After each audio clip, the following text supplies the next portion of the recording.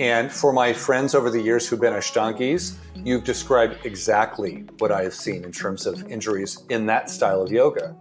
All right. However, a lot of people come into class, and I guess the question is, these are injuries that arise from overuse of a particular style of yoga, or what injuries end up showing up in class in general because people are getting older. So, from that second perspective, I see tons of knees and lower back issues, And then as my students get older, a lot of hip pain over time, right? So again, depends on the age group, depends on the style of yoga.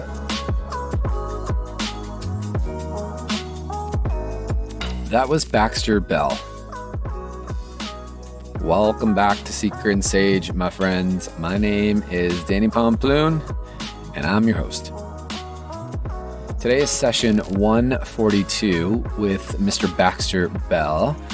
Baxter Bell is the creator, or rather not the creator. I'm going to say that he's brought a lot of awareness into yoga for healthy aging. In fact, he's written a blog about it, started a blog about it, and then eventually wrote a book about it. This guy is so knowledgeable. It was cool to have him on the show because I found myself, one, taking a lot of notes as I normally do, but two, as he was speaking, I just kept, hearing his voice to younger Danny when I first started practicing yoga. I wish I would have taken care of my body way more back then, so that I didn't have all the injuries that I have now. I got a few injuries that, I can't do the things that I used to do in yoga. I think it's really easy, and y'all know I make fun of this all the time, but it's really easy to get caught up on a yoga pose, and to remember that it's just a pose and it's a gateway to get to know ourselves is super important. Now, that being said, you can't really get there unless you get there, right? It's going to take time, experience, and just you tapping into your inner wisdom to know that. Baxter has so eloquently put it together that really we want to make yoga a long-term situation, and really it's a long-term game, right? It's a marathon and not a quick sprint. I was super grateful to have him on the show. He really dropped a lot of knowledge for all of us out there.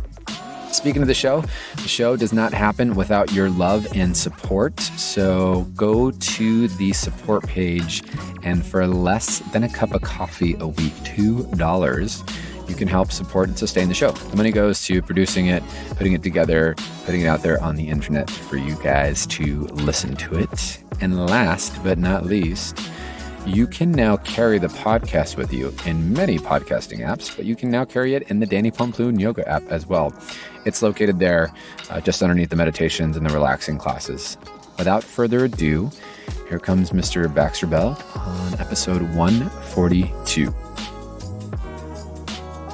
Baxter Bell, where were you 6 years ago when I needed you in my yoga practice? Tell me more, Danny. Oh my God, man. I like to joke about stuff in general, but mainly I talk, I like to say at the ripe old age of 36, this is it. This is all I get to look forward to is falling apart. Because I'm my hip, my shoulder, my knee, this what am I doing at 36? But, I like a lot of yoga practitioners was chaturanga party, let's go. Right, yeah.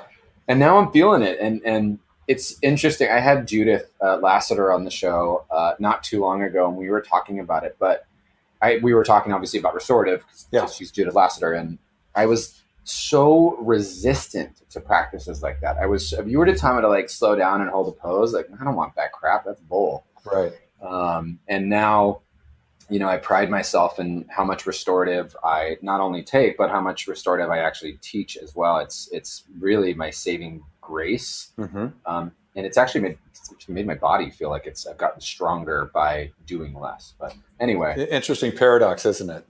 Yeah. You get more by doing less, but I think that's been my experience too, Danny.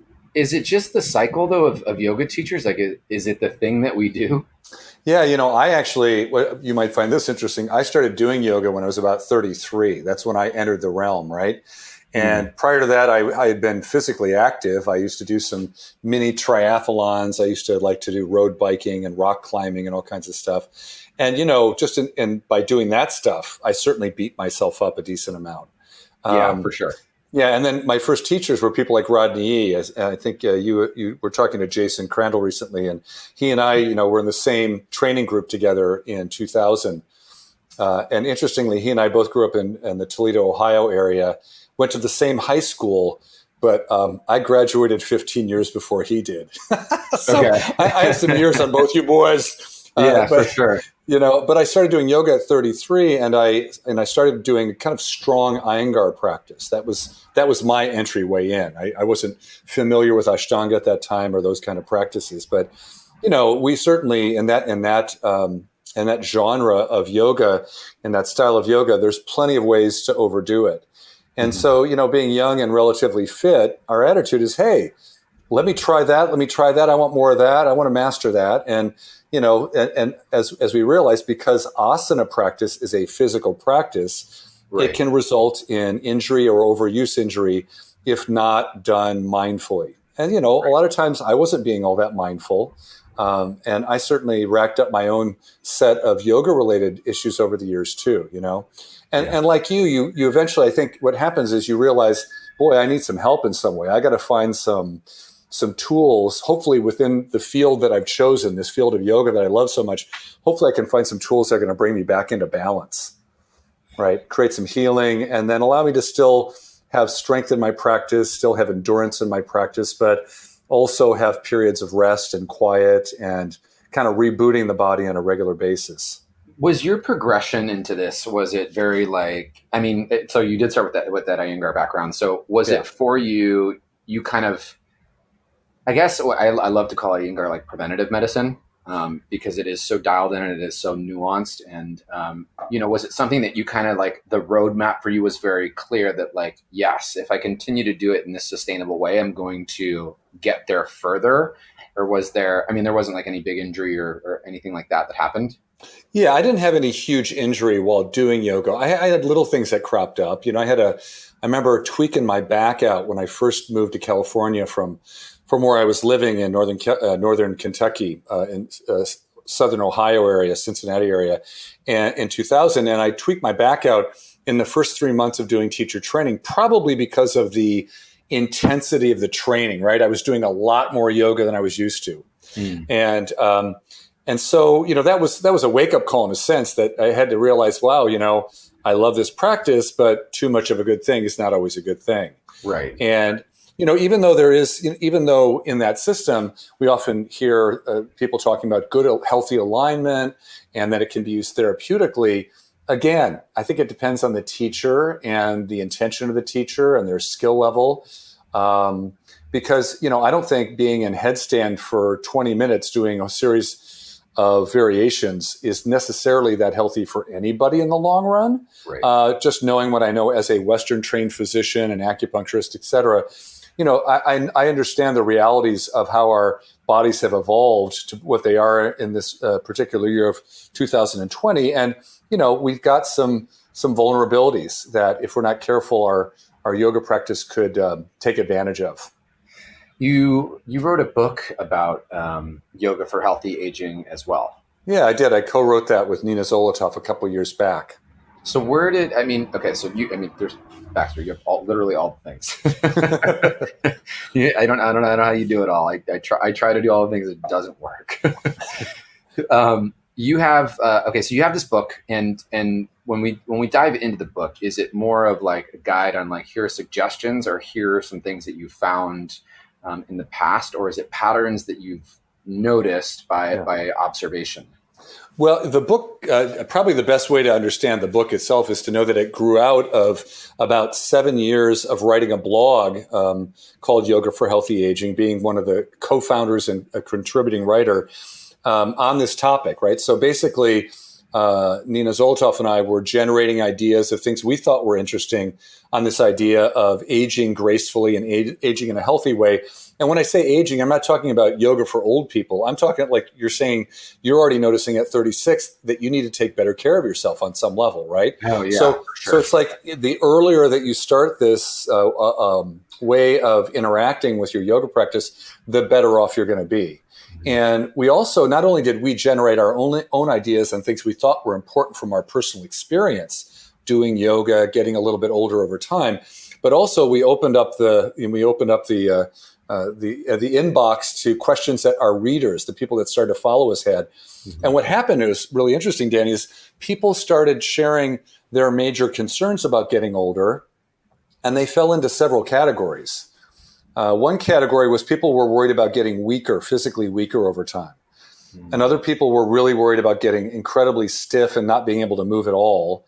Some people were really worried about balance and agility because they knew that their grandmother just broke her hip at age 78, and her entire life had been upended by that. Right. Other people were noticing that it was difficult to deal with the mental, emotional stuff that was coming up as they were getting a little bit older. They weren't staying very grounded. So there was this idea that, equanimity was important. And so what was so cool about that is basically by responding to the real needs of our readers, we started to be able to formulate a way of looking at yoga for healthy aging with certain categories of practices and philosophies that would address all these interesting ideas that were coming up again and again with people over time. Right. Yeah, totally. It sounds like a really like a good resource of everything that was pulled together on the blog. When in your ops, I guess I love that I'm like starting with my own I don't know why. I mean, I'm sure that we can dig into that. It's a whole other podcast episode, but I had a really hard time slowing down. I mean, even now in life, I have a really hard time to slowing down. And I don't know if it's just the Western, mentality of, we do more and we rewarded when we do more. And so that obviously leaks into our practice. Yeah.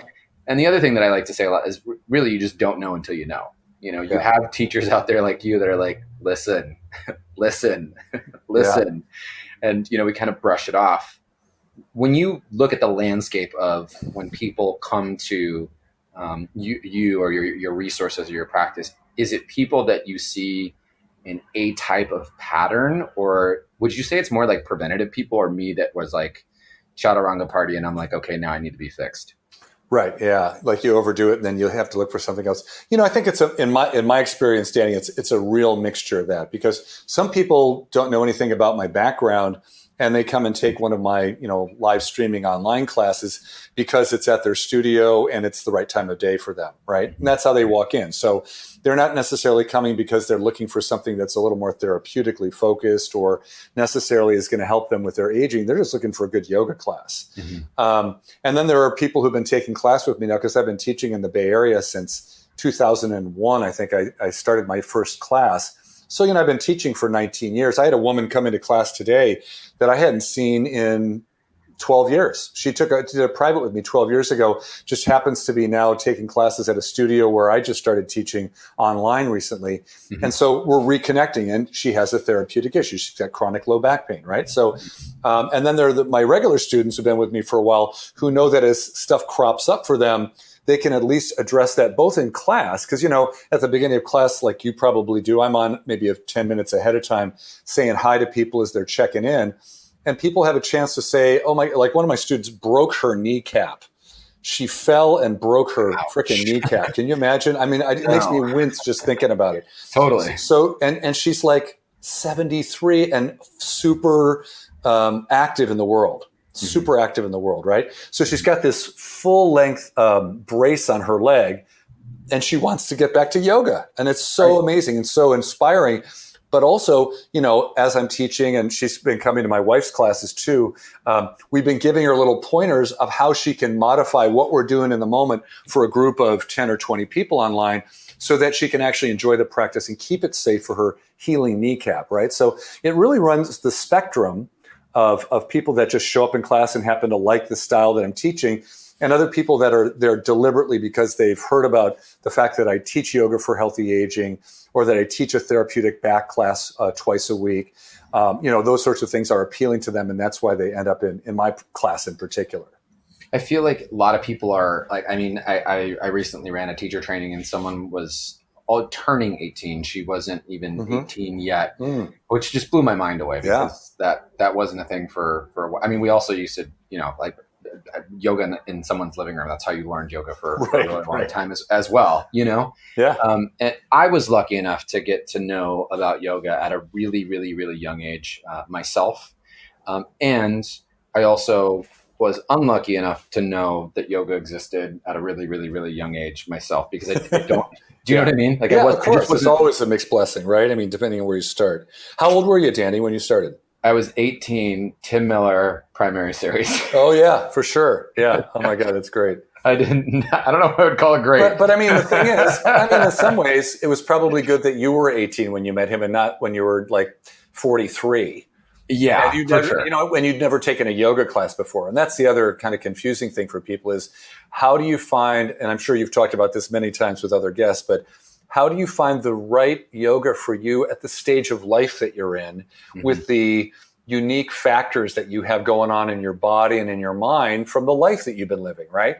Wouldn't it be cool? I mean, I'm sure someone will eventually invent some sort of an algorithm that you can plug into and be given 3 of the top choices of what kind of class and style would work best for the kind of person that you are. Right. Yeah. I mean, wouldn't that be beautiful? But, my friend Mary Pafford, who I don't know if, Jason, you've ever talked about Mary, but she's from England originally. She lives up in Ukiah area, and fascinating, teacher. But she often kids around. She said, people sometimes badmouth other styles of yoga, and someone was talking crap about Bikram's style of yoga. And she said, I don't care how people come to yoga, because if they stick with it, eventually they're going to find their way to the style that ultimately works best for them. If they stick with it, they're going to get curious. They're going to look around. They're going to try a different teacher, a different style, and something that is going to resonate on a different level than it was just the first time they said, I'm going to try this thing I don't know anything about. Yeah.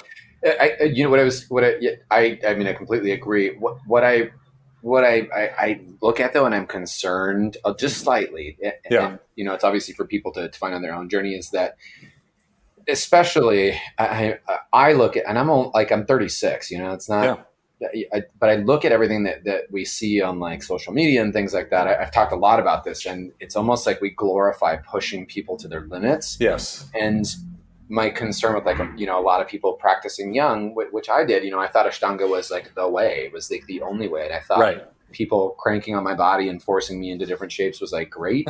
Now that I kind of look back at it, I'm like, whoa, I've studied a little bit, not the best thing for me, at this point in my life.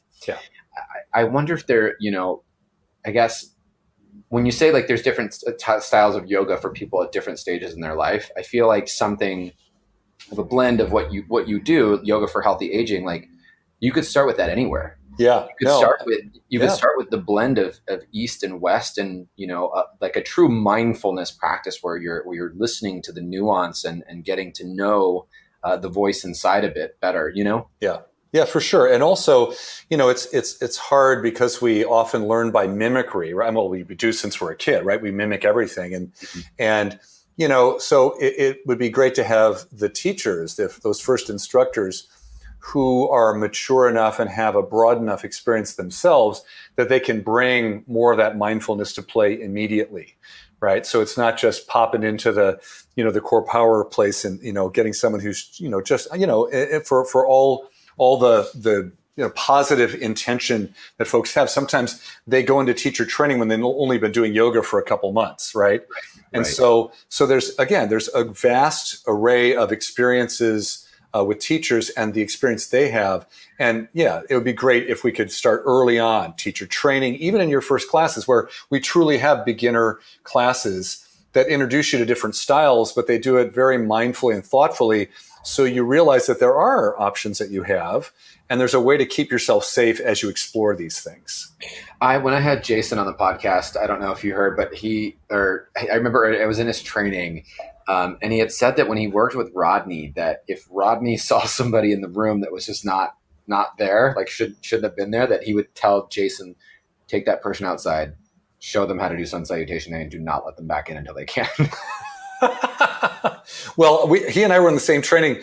I guess luckily I didn't see that happen, because that would have been pretty fascinating. That's not to say it didn't happen, because the thing with somebody like Rodney is he had been teaching for a good 15 years by the time we all met him, right? So he had lots of experience, and he had a quick eye, and I'm sure he still does. And, he often felt like he was there he got up out of bed that day to teach you class, not the other 28 people in the room, right? Yeah. And he had kind of a interesting eye. And the other teacher that I taught with for years, and Jason did a little bit of work with Donald Moyer too, I believe, but Donald Moyer was where I think Rodney probably learned that skill of being able to read bodies well and know who's safe and who's going to get into trouble and try to give them some more basic ways of entering into a better relationship with the particular asana that we were working on. Mm-hmm. So that was inspiring, to be around both Rodney and Donald and people with that kind of skill. And you realize that, oh wow, I can develop this if I'm paying attention, and I'm learning how they're plugging into the subtlety of the human body and what's going on, and then I can be a more effective guide for people as they move through their practice. Baxter, let's talk about injuries really quick. Okay. So the top 3 injury, almost like we should do like a survey here. Top 3 injuries, write them down. And then we'll compare notes. Survey says the top 3 injuries. What I always, from my experience, what I've seen in yoga is wrist, shoulder, and hamstring attachments. And it's because weight load, chaturanga parties, and people try to win yoga and touch their toes and pull when they really shouldn't. What do you see? What do you see in the room? I guess when people go to you when they're at that point or the stage in their yoga career where they're like, I need fixing. What do you see most in the room? And you've got 2 different backgrounds, right? So you get to come from the East and the West. What's in the room all the time for you? Yeah, so it's interesting because Danny, I think you've mentioned that you started with the Ashtanga practice, and for my friends over the years who've been Ashtangis, you've described exactly what I have seen in terms of injuries in that style of yoga. Mm-hmm. All right. However, a lot of people come into class, and I guess the question is, these are injuries that arise from overuse of a particular style of yoga, or what injuries end up showing up in class in general because people are getting older. So, from that second perspective, I see tons of knees and lower back issues, tons of knees and lower back issues.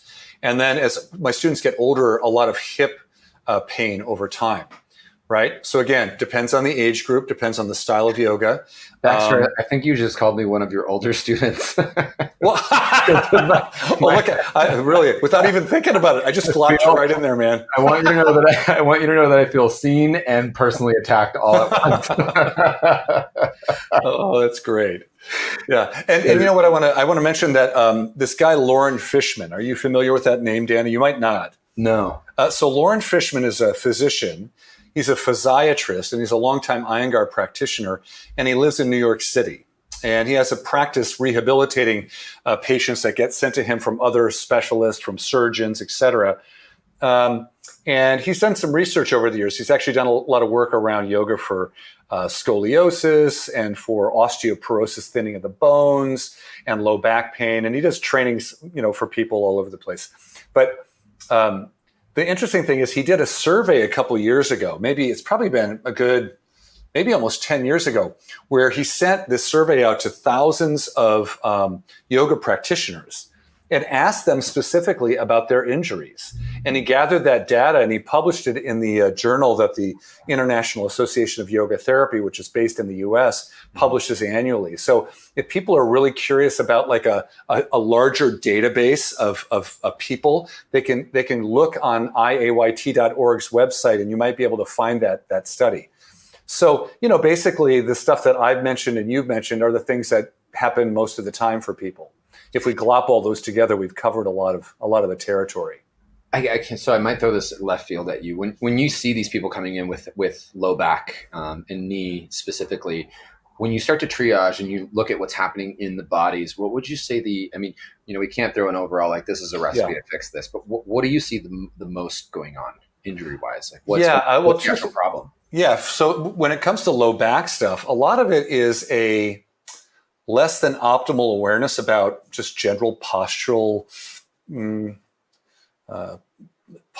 support for the spine, right? So when I look at folks, they'll come to class and they're obviously holding lots of tension in their body. They have a lot of stiffness, and we're starting off in simple cross-legged position, Sukhasana, and they're sitting on the floor with no props and their back is completely rounded. So they're basically going to aggravate their lower back that's already bothering them, right? So especially with lower back, a lot of it is just kind of starting to educate people about postural awareness can go a long way to start to alleviate some of their chronic discomfort in the back.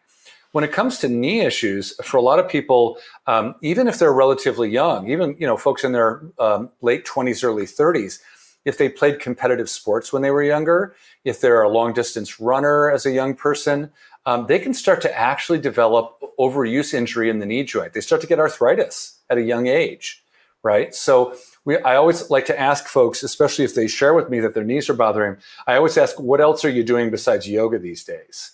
So that I can get a better sense of how I can at least give them a little general guidance on how do you temper the other thing that you love so that you can hang on to those knees and not have to get new metal knees or new titanium knees soon, right?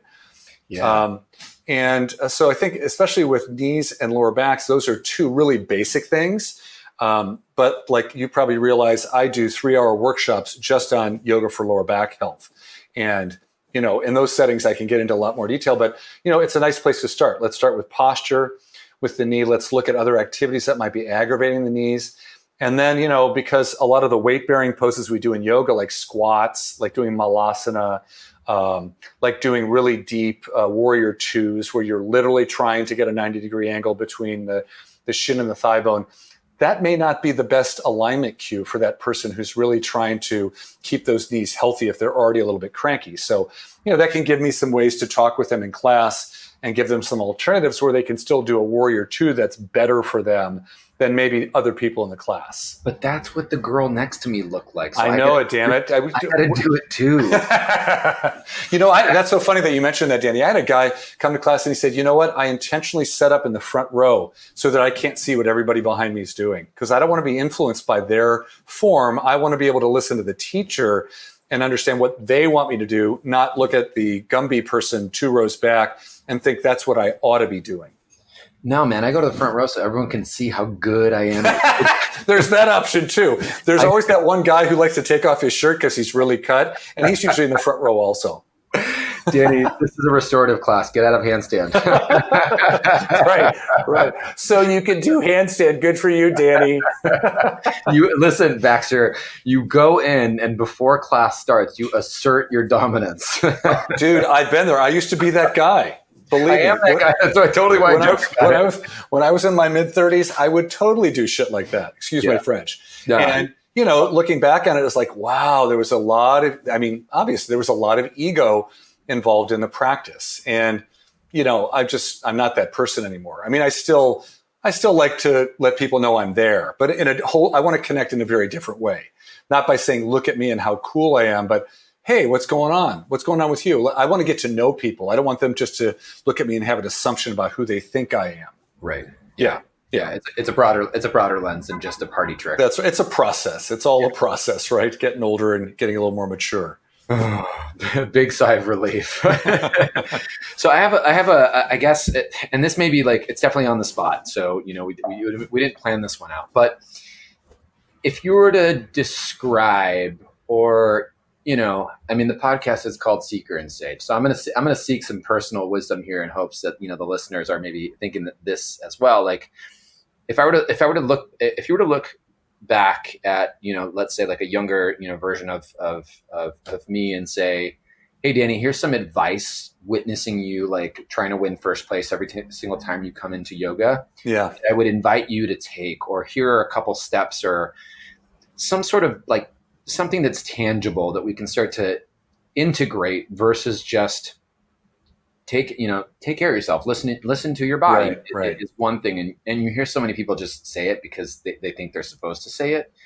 But what is some tangible steps, or what is some, like, for me, I wish I would have really been forced to take a therapeutics class and then a restorative class. And then maybe I was allowed to take a vinyasa class after that. Right. Yeah. Yeah.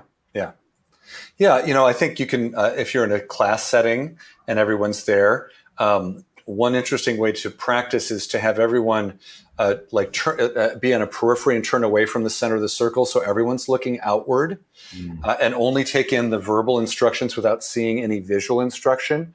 And even if people can be safe doing it, ask people to literally close their eyes. Now, you're not going to do that in some balance poses, but there are plenty of poses where you can close your eyes, right?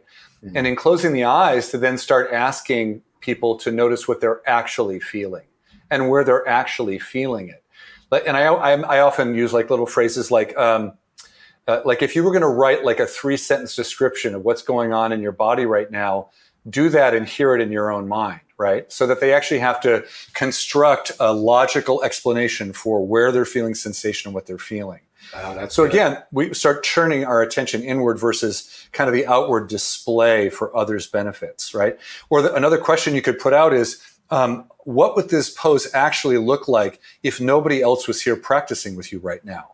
Would you actually choose to do it in a slightly different way when you had your own choice of how to experience the pose? Yeah. And then, of course, we talk a lot about the breath, but instead of, a lot of teachers just say, make sure you're still breathing. Well, Danny, nobody has ever actually stopped breathing in my class. Really, they don't hold their breath and if they're doing it, it's very subtle. And, so a lot of yoga teachers really inaccurately use that phrase. We're trying to actually become aware of the breath, again, would be a much better way of saying that, right? So become aware of your breath, and is there any strain in the breath? So if the breath is your stress barometer, what's it telling you right now about how much effort or over effort you're using in the pose? Another concept I like to play around with is how can I do my poses sustainably today, right now, and for the rest of my life, right? So like if the teacher said, we're going to be in this pose for the next 5 minutes, do I have myself set in a way, if I'm doing it statically, that I could sustain that without over efforting and ending up in trouble? Right. So I like to use those concepts that we hear outside the yoga classroom, sustainability, and bring it into a personal experience so that people can use that to kind of get them again. You and I, our job is to kind of turn people's attention back towards themselves, not in an egocentric way, but in a curious way. Right. We're trying to inspire curiosity. Yeah, I love that idea of having people, I love what you just said about that 3-part, your elevator speech of your pose and what it actually feels like, and to take the time, the space, the energy to pause and actually tune in, because otherwise you're just floating around in the room somewhere. Right. And, the other thing that I think is helpful, I've been teaching this class for back health for almost since I first started teaching. And I walked in a couple years in, and this fabulous woman from Iran who used to take my class all the time, she looked at me as I walked in the room, and I'm sure you've had this happen, Dan.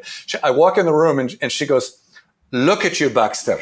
You're perfect. Your posture's so amazing.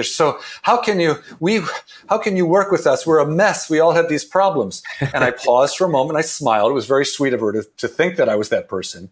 And then I pointed to my shoulder and I said, "Rotator cuff injury." I pointed to my hip and I said, "Bursitis." I pointed to my knee. I said, "Early arthritis." And after I went through a couple spots, she literally brought her hands up to her mouth and she goes, "Oh my God, you're just like us." And it's like, yes, I am just like you. I'm a human being. Things are going to wear out. Things are going to be injured.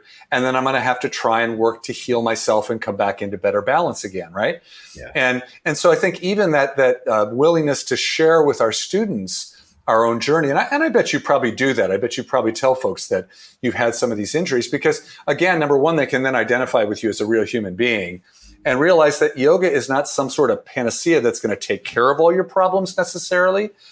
But if you get into the subtlety of yoga, and especially when we talk about cultivating equanimity so that we can handle those down times a little bit better, you're going to realize that the toolbox is pretty big, maybe bigger than you realize. It's a lot more than just the poses, and that you can actually use this to really help a lot of facets of your life over time. Yeah, I mean that's a whole like tough pill to swallow, because you hear the same. Like it's taking me this long in the journey to be like, oh yeah, this stuff actually, I do believe the stuff that comes out of my mouth now. I've had that experience of someone being in the room being like, oh wow, you can do this and that, and so on and so forth. And my tendency is to be like, yeah, I can get the hell out. Give me your money and get the hell out of here. Shame them for not being me, and then that's right. What is wrong with you people? Totally. Well, I had, for however funny it might be, I had a teacher once for a 7-day workshop or retreat that I was on, have us get into Parsvottanasana, pyramid pose. First pose, no warm up, and we had to hold it for a freaking 5 minutes, and then when we came out, we literally were browbeat by the teacher on how miserable the pose looked. And is this the way the whole week is going to go? Oh my God. We'd all traveled thousands of miles to go to this retreat, and we're getting chewed out on the very first posture we do. So, sadly, fortunately the rest of the week went better than that. But, it's like, no, I actually want to be the person who says, hey, what do you guys want to work on? Where are you at? Let's find a really safe, logical way to work our way towards something that might be challenging if that's what the group wants to work on. Right. If I'm doing a series or whatever. And you know this, Danny, that drop-in classes make some of that stuff pretty hard, right? Because you have your regulars that do show up and you know what they are capable of and you know some of their injuries and their vulnerabilities, but then it's that person who you've never seen before. The tourist. The tourists that come in and they're just like somebody throwing repeated curveballs and you're like, oh shit, I can't hit anything today. Because and that makes teaching hard in modern times, I think. Especially if we want to teach people something. Yeah. It's one thing to guide a practice. It's another thing to teach yoga. It's to be in the seat of the educator. Absolutely. For sure. Yeah, this exactly. is a classroom and this is a lesson and there is a clear objective as to what I'm trying to communicate, or the information that I'm trying to communicate is trying to teach you something. Yeah, exactly. So I think cultivating that in our own teaching, and then if like you, when you're lucky enough to be guiding the next generation of yoga teachers, and I get to do this also on a pretty regular basis, is remembering that and then trying to instill that same quality in those new teachers, right? So that they start off with a little bit of an advantage over some of their competitors, some of the other teachers that are coming out of programs that might not emphasize that sort of attitude towards the practice. It's funny because, again, I can only speak from my experience. And when, I'm sure when I say this, you're like, yeah, exactly. You'd get there at some point, right? If you stuck with it. But, I so resisted all of this. You couldn't tell me any of this stuff years ago. I would have just laughed at you and then continued to, go upon my self-destructive way of trying to torment my body in so many ways. And now I'm like, oh, yeah, restorative. Yeah, good. Maybe I should slow down. Maybe all this thing. And I can see it in younger teachers because there really are oh man, my parents are going to be like, aha. They're going to listen to this and be like, aha. But there really are certain things that only time can teach you. That's and only right. The experience of time and what you go through in the teachings can teach you.